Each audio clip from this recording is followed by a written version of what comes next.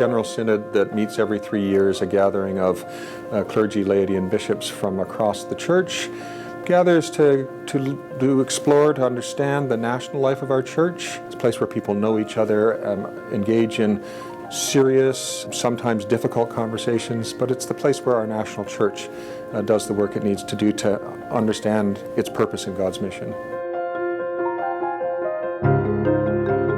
The first General Synod took place in 1893.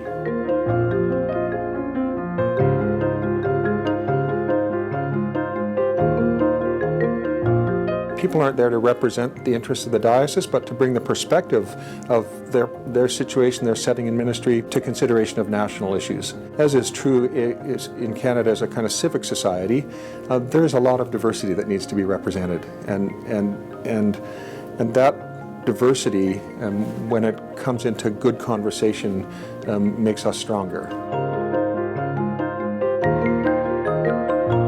The first Indigenous member of General Synod was the Reverend Edward Ahenekue in 1924.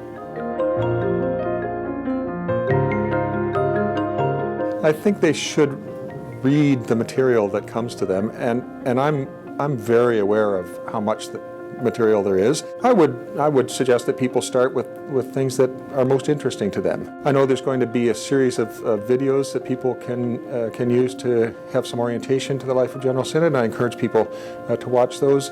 And I think it's really important for people to gather in diocesan groups if that's possible. And I know in a place like the Arctic that's not kind of as easy as it might be in the Diocese of Niagara, but to be in conversation with one another, especially for those who have been to General Synod before, to have a chance to talk with those who are going for the first time. The first woman member was Grace Hutchings in 1955.